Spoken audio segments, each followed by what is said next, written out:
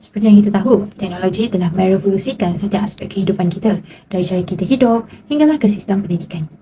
Dengan adanya teknologi, pendidikan telah menjadi lebih mudah diakses, menarik, disesuaikan, kolaboratif, dan berkesan.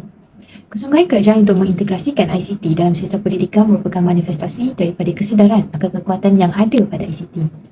Hasrat ini jelas dinyatakan dalam Anjakan ke-7 Pelan Pembangunan Pendidikan Malaysia 2013 hingga 2025, iaitu memanfaatkan ICT bagi meningkatkan kualiti pembelajaran di Malaysia. Oleh itu, setiap guru perlulah bersifat kompeten dalam mengendalikan teknologi dalam proses pengajaran agar mampu menunaikan hasrat kerajaan dalam Anjakan ke-7 tersebut. Seterusnya, kita pergi kepada gelombang ketiga. Gelombang ketiga ini merupakan gelombang yang terakhir yang terdapat dalam Pelan Pembangunan Pendidikan di Malaysia, iaitu PPPM tahun 2021 hingga tahun 2025. Tambahan lagi, kebanyakan sekolah di negara kita telah bersedia untuk melaksanakan pengurusan berdasarkan sekolah dengan cara yang lebih efektif serta proaktif. Pada permulaan terjadinya gelombang ini, semua sekolah mestilah menunjukkan prestasi yang melebihi standard minimum yang telah ditetapkan oleh Kementerian Pendidikan di Malaysia. Di samping itu, Kementerian Pendidikan di Malaysia akan berusaha dalam menolong pihak sekolah dengan memberikan tumpuan yang penuh kepada peningkatan operasi budaya dari segi kepimpinan. Di samping itu, Kementerian Pendidikan Malaysia akan berusaha dalam menolong serta membimbing pihak sekolah dengan memberikan tumpuan penuh kepada peningkatan operasi budaya dari segi kepimpinan. Dalam Pelan Pembangunan Pendidikan Malaysia 2013 hingga 2025, terdapat 11 anjakan yang telah dikemukakan.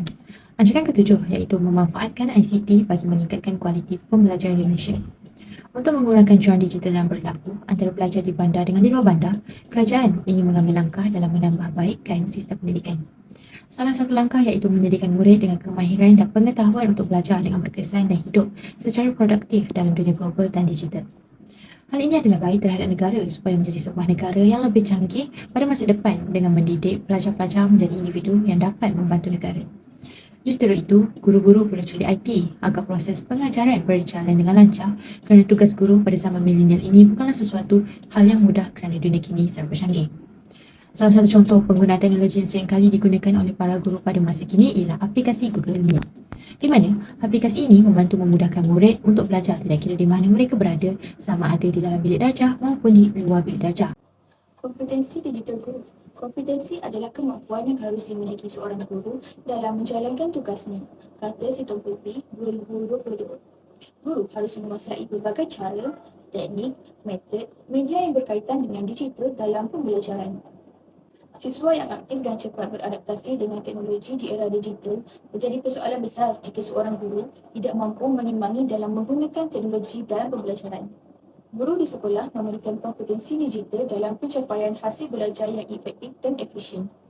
Tujuan dari penelitian ini adalah menguraikan kompetensi digital yang harus dimiliki oleh seorang guru.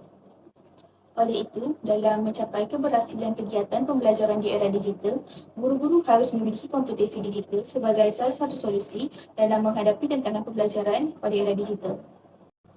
Kepentingan kompetensi digital guru. Seiring dengan perkembangan teknologi pada zaman kini, urusan pengajaran dan pembelajaran PDP dapat dijalankan dengan mudah dan cepat kerana penggunaan teknologi secara berleluasa memberikan impak yang positif dalam membantu para guru di sekolah. Maklumat dapat diakses secara dalam talian. Selain itu, bahan pengajaran boleh disimpan secara kekal dan digunakan semula apabila diperlukan.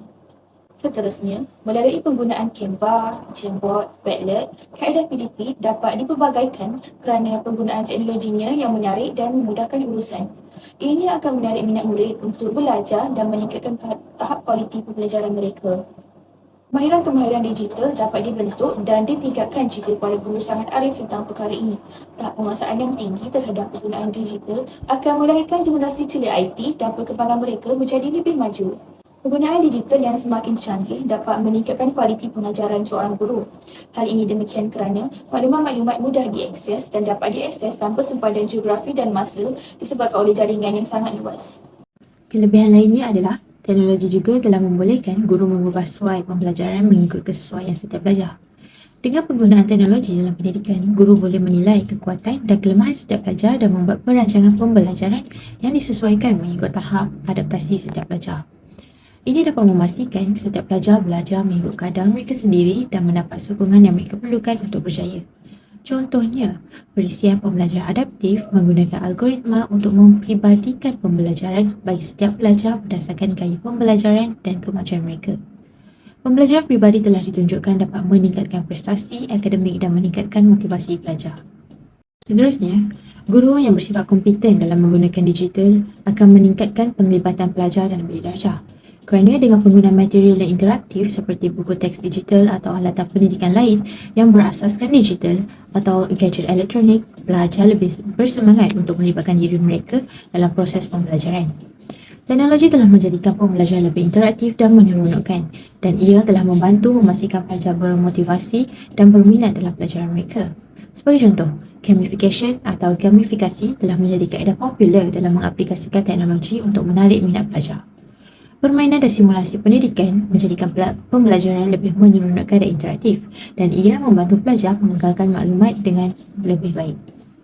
Akhir sekali, kelebihan yang diperolehi guru apabila menggunakan digital dalam pengajaran dan pembelajaran adalah bahan pengajaran yang telah disiapkan boleh diguna pakai semula pada masa akan datang.